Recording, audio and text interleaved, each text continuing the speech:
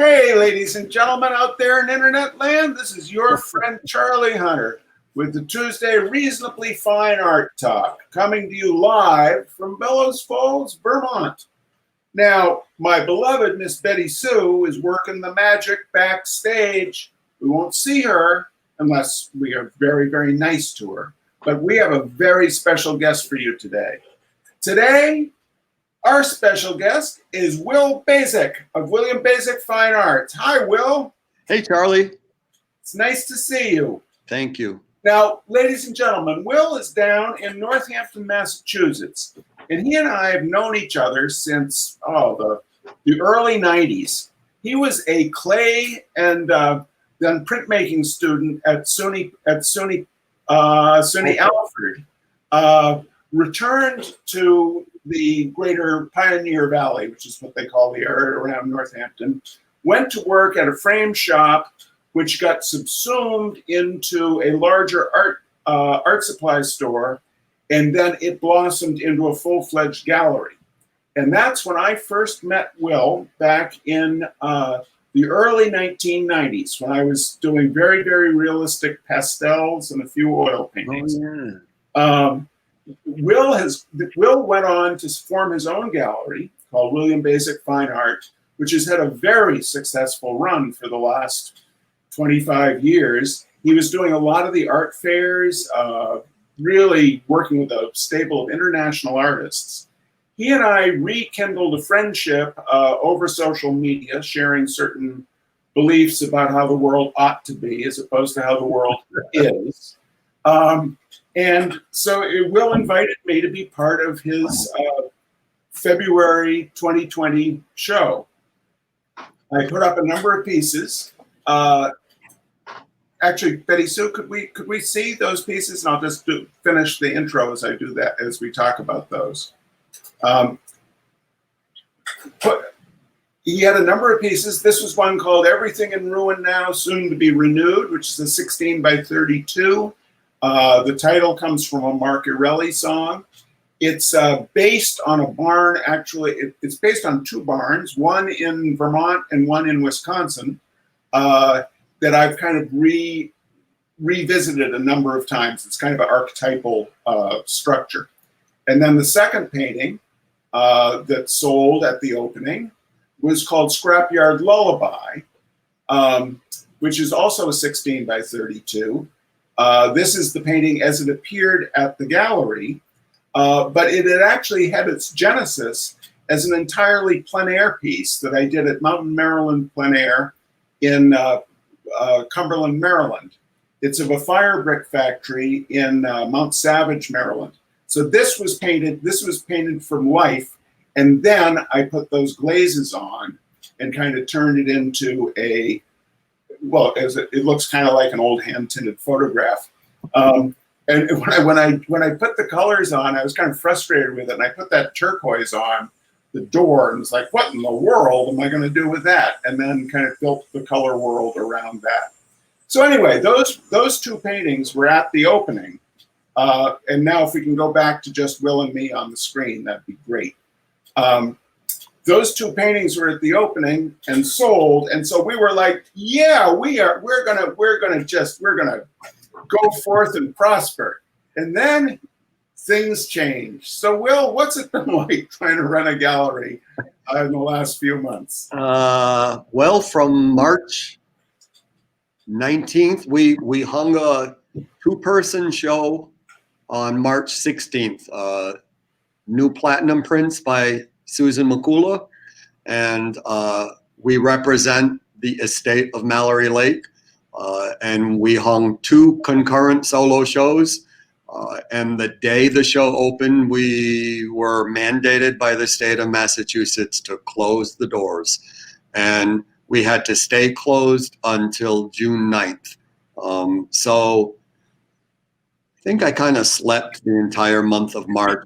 Stress slept.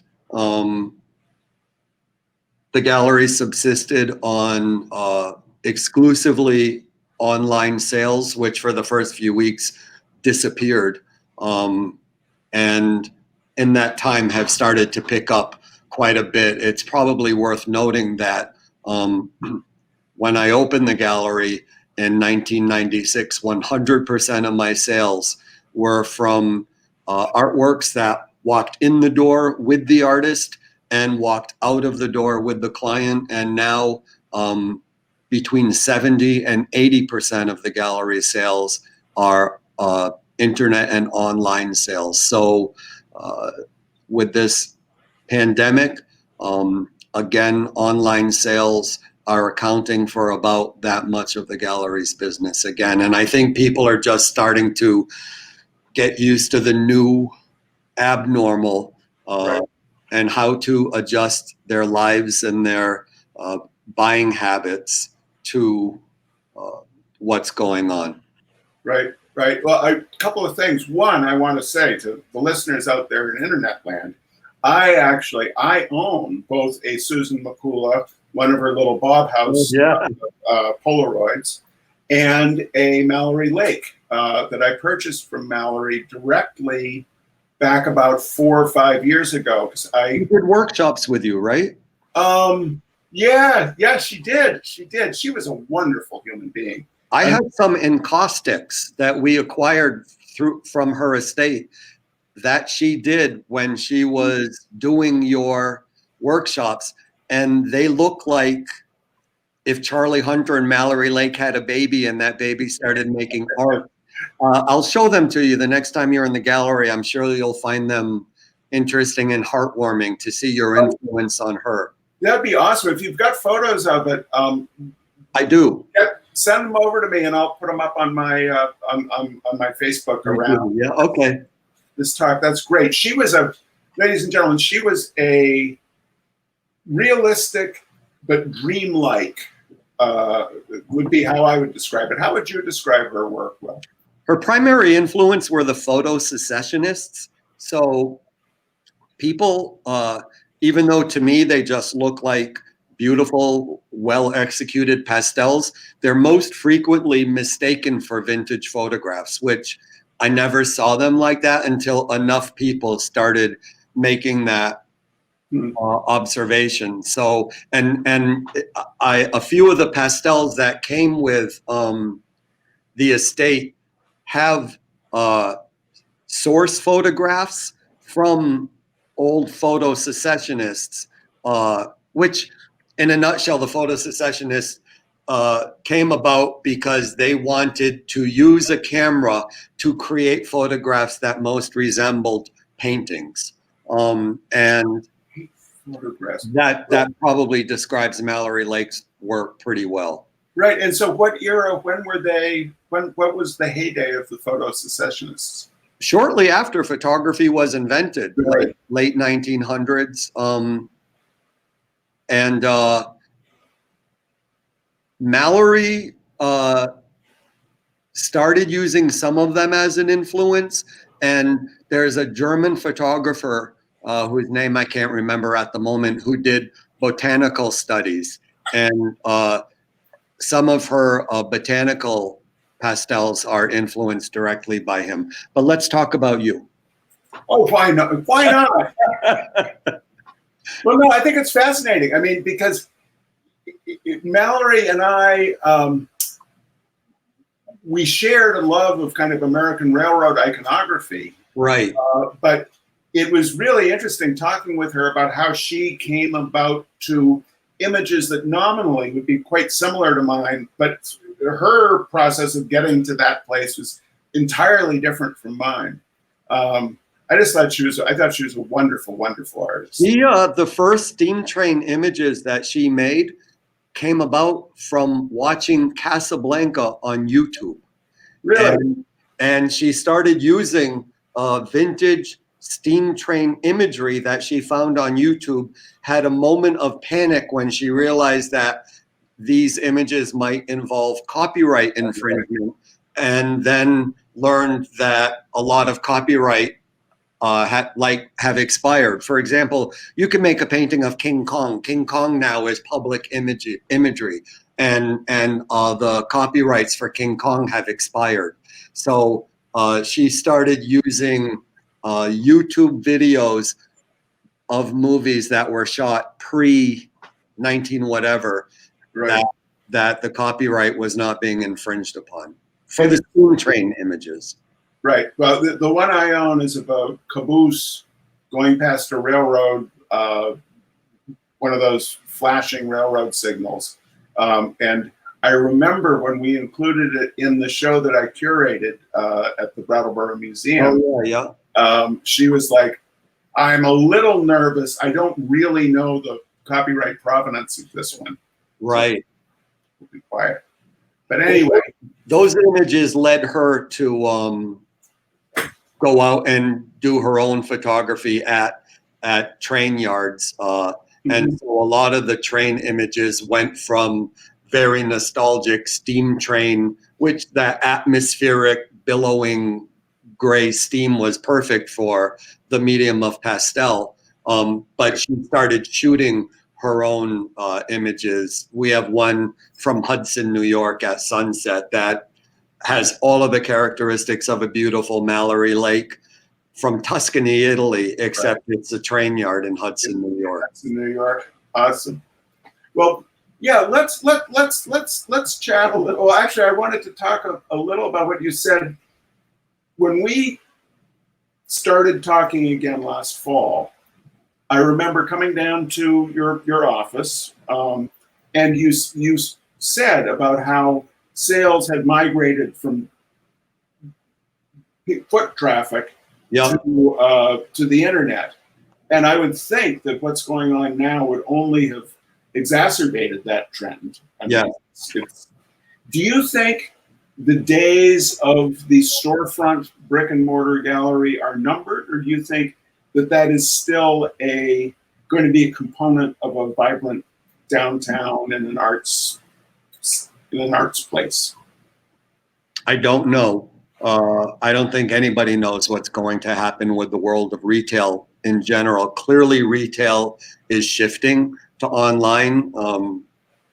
Why go to the hardware store when you can get it on Amazon? But regarding art specifically, that's a really different experience. And I also think part of a gallery's responsibility to the artist is to create curated exhibitions that show the art not only in the context in which it was created, but also in the context of other artworks that the gallery represents, and either gives the artwork different meaning or shows it in a viewpoint that shows it a little bit differently. I think artists make art to be seen by people in person, and I think that's a big part of a gallery's responsibility. So I don't see the demise of brick and mortar galleries, but I think that galleries, like any other retail business, is going to have to figure out a new model. We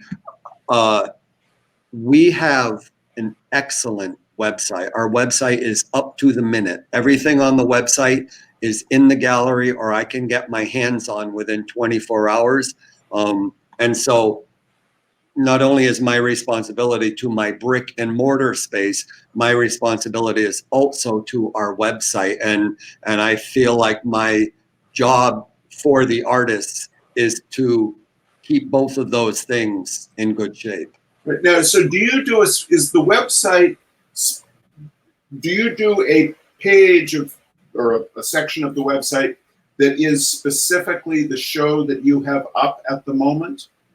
Yes, when you go to our website, WB Fine Arts, WBFineArts.com, ladies and gentlemen. You hit the landing page, and you'll get on the landing page, you'll get a big image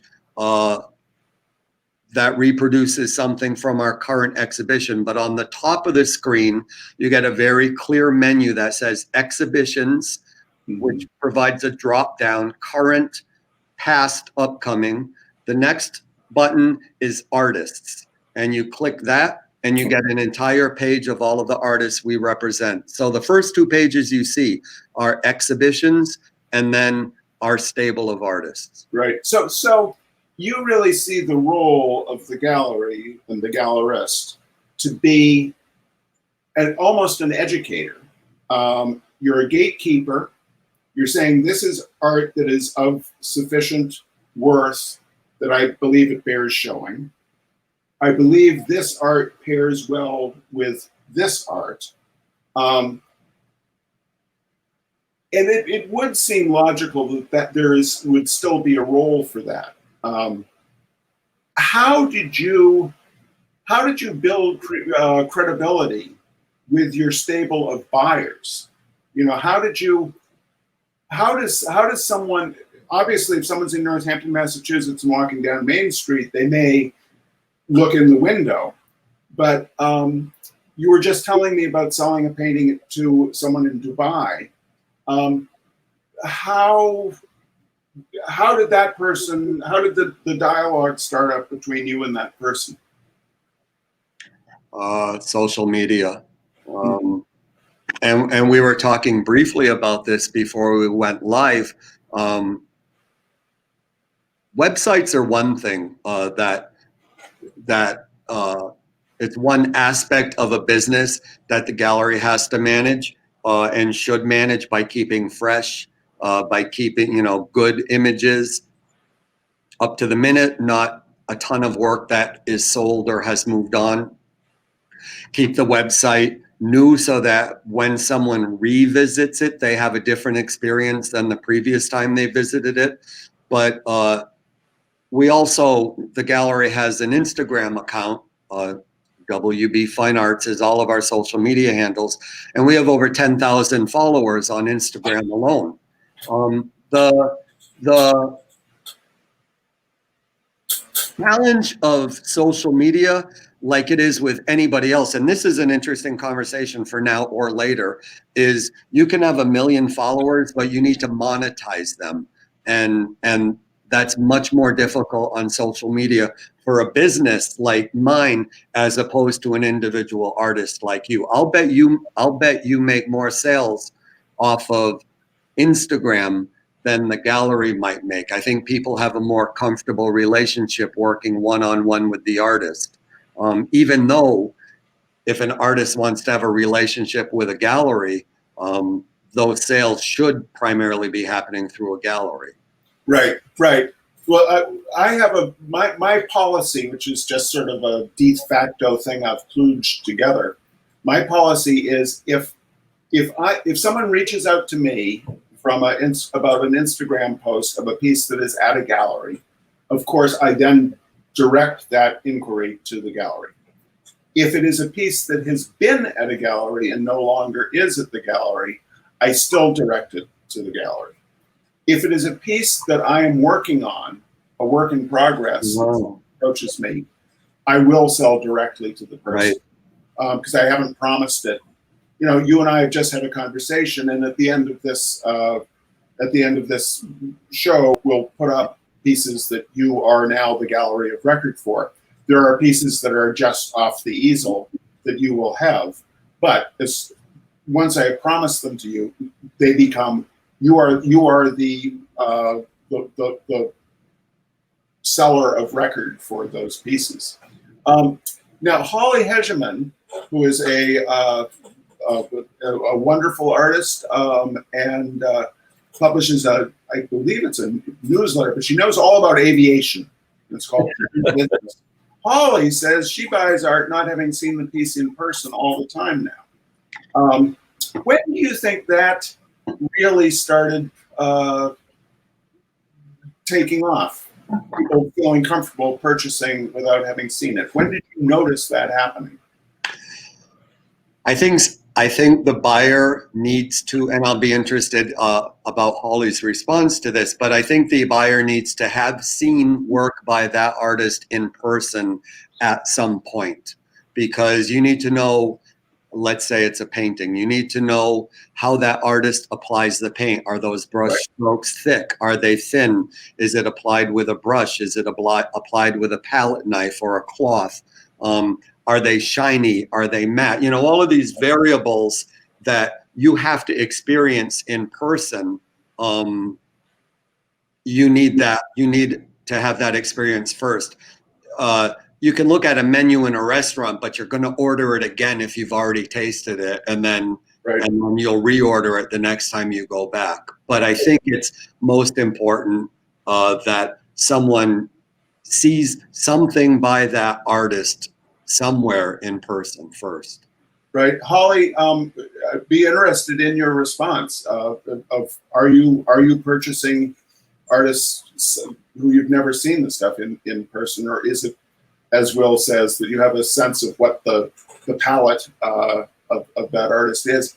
What you're talking about, Will, makes me think as artist, as someone wanting to maintain good relationship with the gallery and providing what the gallery needs. Are your needs changing of what you need in terms of photography of the pieces? Do you need closer close-ups, or do you, how do you convey that information remotely to the buyer? Should we as artists be taking macro close-ups of particularly juicy passages, or will you choose those from a high-resolution photograph that you get sent? That's a very good question, and I can't tell you how many times I've been on the telephone with a client and had my iPhone in my other hand, shot a close-up of the painting with my iPhone, texted it to the client while we're on the telephone, and give them that information in the course of a phone call. So there is that is of interest. That oh, totally. The first question is it framed? That's step one. And if so, what kind of frame is on it? So I'll take an iPhone photo, a frontal photo so they can see the entire piece in its frame, and then I'll take a photo at an angle from the side so they can see the profile of the frame and tell what kind of shape the frame is.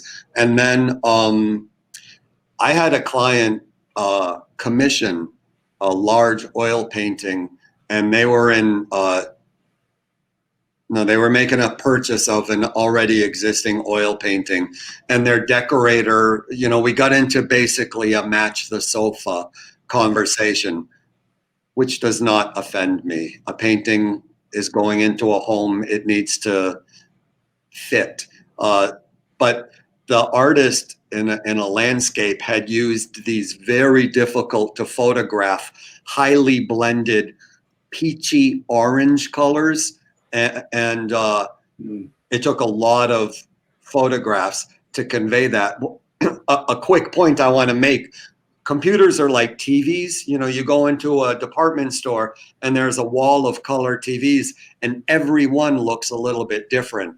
So it is slightly challenging doing all of this online because everybody's computer is calibrated a little differently. So. Right. Yeah, that's for sure. I mean, it's funny, I do an Instagram where it's mostly works in progress, just what's on the easel. And the cell phone camera is astonishing. It's astonishingly good in terms of resolution, but it is programmed to bounce those contrasts up. Yeah. And so it'll sometimes look better than my actual painting, but it doesn't necessarily look honest, And I've got to dial it down a little on my desktop computer before I post it. Yeah, because they're no fools. They're selling the sizzle. Everybody's technology is the same, so the engineers are tweaking the knobs to make the photos a little more exciting. Let's see. So Holly says, yes, I have purchased a number of pieces from artists. I wasn't familiar with them previously, but the galleries I dealt with were also very helpful and did a great job of giving me a closer look if I asked. The key is that interaction with the gallery.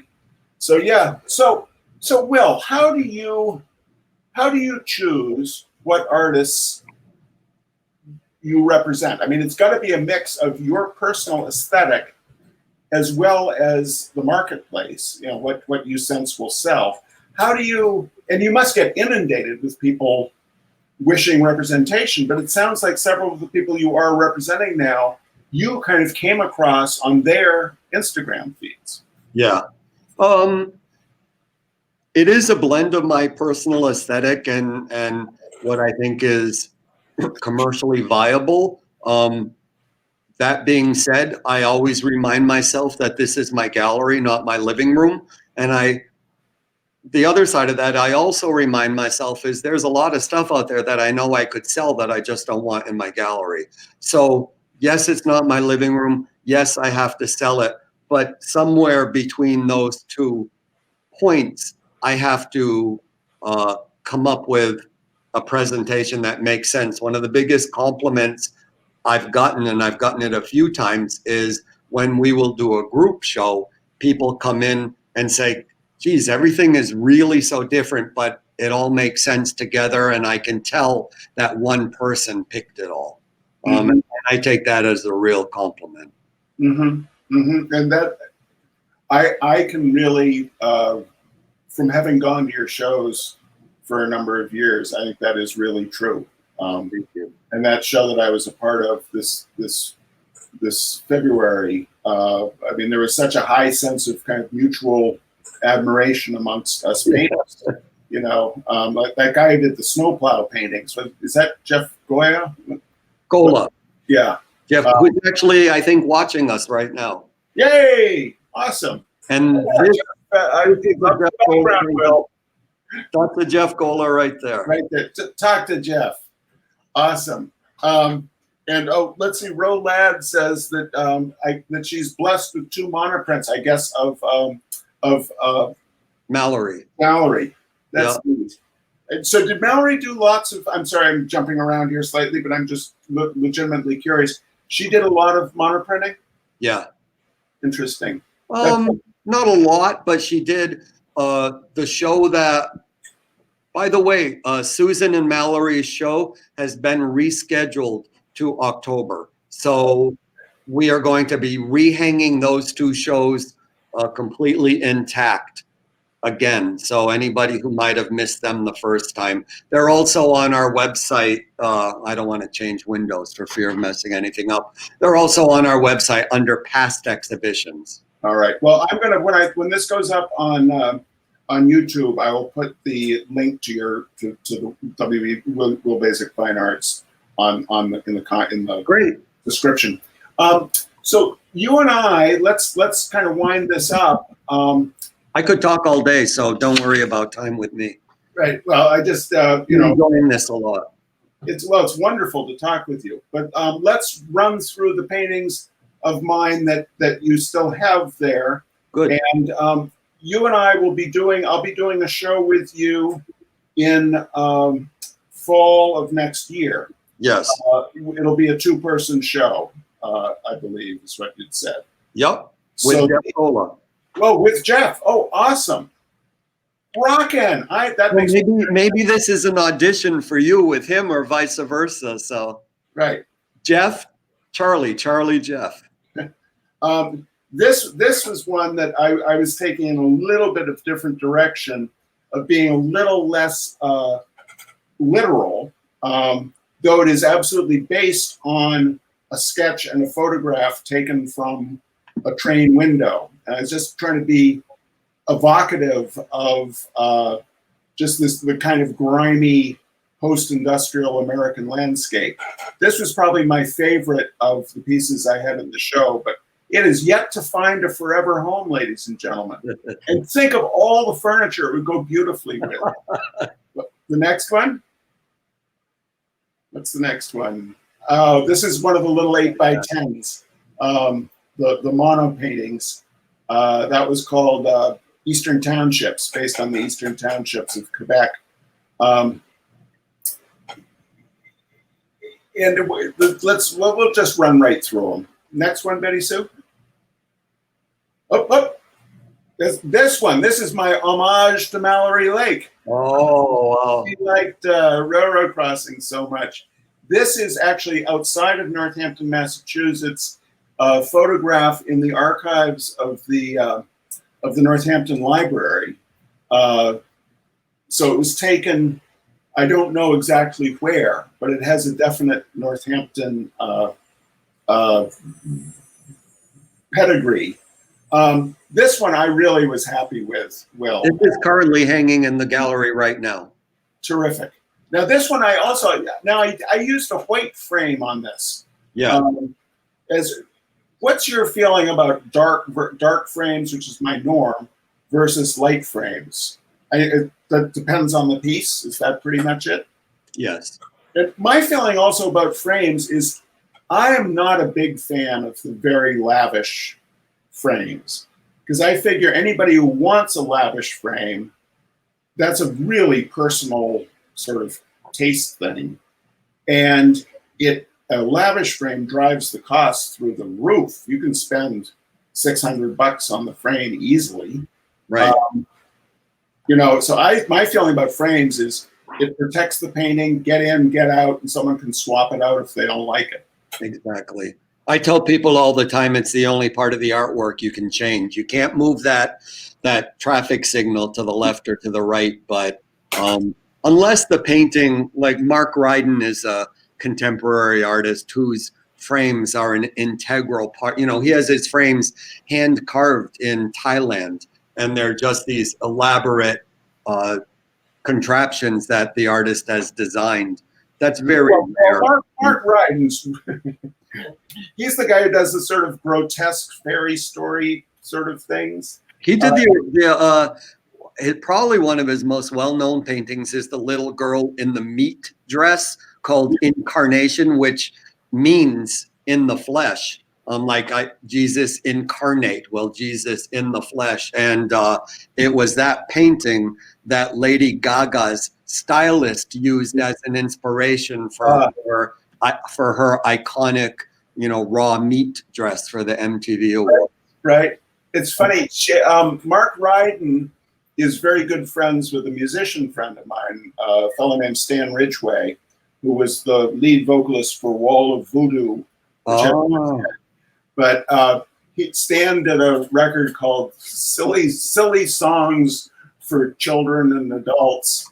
And the cover image was a Mark Ryden painting of that right? Wow. A grotesque rabbit with children dancing around it. It was the most disturbing children's album cover ever that I've seen. What year was this?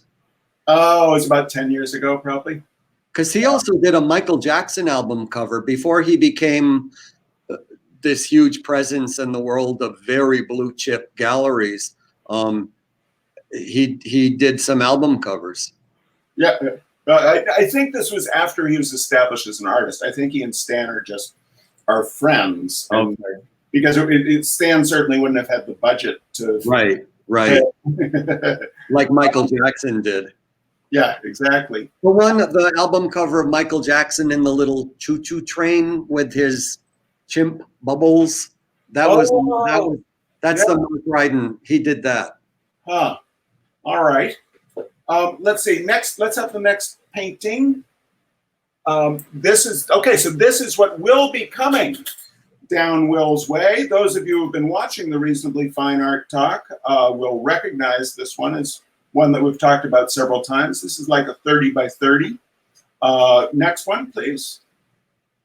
This is also very roughly based on another photograph from the Forbes Library in Northampton, Mass, though I've extensively reworked what's going on in it. This is, I'm calling Homage to Whistler, because it's a very, very tonalist sort of piece. That's a 10 by 20. And the next one, please. This is a large painting, 20 by 60, called Junction. That'll go beautifully with a big, long sectional sofa, don't you think, Will? Yeah, that's a big easel. It's a big easel. It's sofa size. Yeah, I'm sorry? It's sofa size. Yes, it is. It is sofa size. Now, a couple of questions have come up. Before we end, let's Nancy Atherton West is wondering, that was Carol Sunnaday is wondering how artists approach art galleries. what's your advice, Will? How should what's the best way for an artist to get their name out there or get their work out there? I think it depends on where you are at with your career, and what kind of gallery you want to be in. And I think that those two things require a very honest self-appraisal. And if you've never had a gallery show, you should do some shows in a cafe or a local library or a local cooperative gallery, just so you have the experience of pounding a nail in the wall and putting your artwork on it, if you do that kind of artwork. And then once you have those kind of experiences, once you've sold, once you know what kind of frame you want on your work, take good digital photographs. The myth of, walking into Ivan Karp's office in the OK Harris Gallery in the 1960s and having a one-on-one portfolio review, that's not going to happen anymore, really. So what I ask for is a link to a web page. And that will tell me a lot, because sometimes I hear, well, I don't do that. Okay. Right. But if you don't do that, then we don't do this, because that's how we work. Nowadays, you need a very good digital photographs, and you need to probably send a gallery. When I started, I was holding up sleeves of slides to the light. Now I look at JPEGs on the computer. Right. Well, I got taken on by my gallery in Santa Fe just because I ended up in conversation with the gallerist, because I happened to be there at a very slow time of year. And then they asked to see what I was working on, and they're like, "Oh yeah, this can work." But there's so many stories of people being overly aggressive to galleries, which is a terrible turnoff, I would think. We were in Miami in December for the art fairs, and I was standing in the booth, which is a particularly long and stressful week, and quite often joyous and meeting clients literally from around the world. But there were these 4 or 5 mid-20-year-old people standing there talking, and I overheard one of them say, "Yeah, I come to these art fairs and I try to trick the dealer into thinking I'm going to buy something, and then I introduce myself as an artist and show him my work on my iPhone." And I said to him, "There's a special place in hell for people like you, and you probably will not get your work looked at if you use that tactic." Right. One last question for you. One of the things I was very excited about in working with you, and kind of how I choose what galleries I work with, is you don't overhang. You keep your main viewing room really spare. Thank you. How has that been your? My recollection is that has been your aesthetic for as long as I've known you. But conversely, one could say, well, people won't know you have stuff unless it's out. How did you decide that the best way to present the art is so sparely? I agree with you 100%, by the way. But thank you. You go into some galleries and it's just like, blah, blah, blah, blah, blah, blah, blah. It's crazy making. What's your thought on that? Well, when my vision of a gallery is what's referred to as a white box gallery. And before I owned my gallery, when I closed my eyes and visualized what kind of place I wanted to be, that was it. Everybody has their own way of doing things, and I'm happy that those ways are different. Otherwise, there would only be one restaurant in the world. But to your point, I've been listening to this awesome podcast called The Happiness Lab, and it's done by a woman, a scientist who teaches the science of happiness at Yale University. Literally, what things trigger the response of happiness in our brains. And one of the podcasts that I listened to was about choices. And there's a burger joint in New Haven, Yale is in New Haven, that has lines around the block. Louis' Lunch. Yeah. You get a burger and you get what they tell you is going on it. You can't even ask for extra ketchup. And they have lines around the block. The brain is happier when it has fewer choices. You would think, conversely, Starbucks, I think, has a combination of 80 something options on their menu, and they have one of the highest incidences of customer complaints because the brain is less happy when it's faced or when it's overburdened with too many choices. Right. So even though when I first opened 25 years ago, for the holidays, I used to triple hang artwork. I remember one time we literally had more than 100 paintings on the wall, and we had a terrible season. And I've learned to keep it simple, that people get overwhelmed. And how do people, like you asked in your original question, how do people know that there's more? Well, that's what I'm here for. I talk to them. I just start chit-chatting and making conversation and find out if they like anything they're looking at. And then I let them know that we have much more in the gallery, in our inventory, that I'd be happy to give them examples of. Wonderful. Well, thank you so much, Will, for taking the time to chat. This has really been fun. I hope it's been informative for folks. There's one final question. My good friend, Oscar J. Lopez, asks if we have something that would go with a mauve pleather recliner. And I think the answer is absolutely, Oscar. Next time you guys are up, stop over, mosey on down to Will's gallery, and we'll have that. Will and I have worked out the perfect thing for the mauve pleather recliner. All right. Thank you all so much. Thank you, Will. Thank you, Charlie. Thanks again. Bye-bye.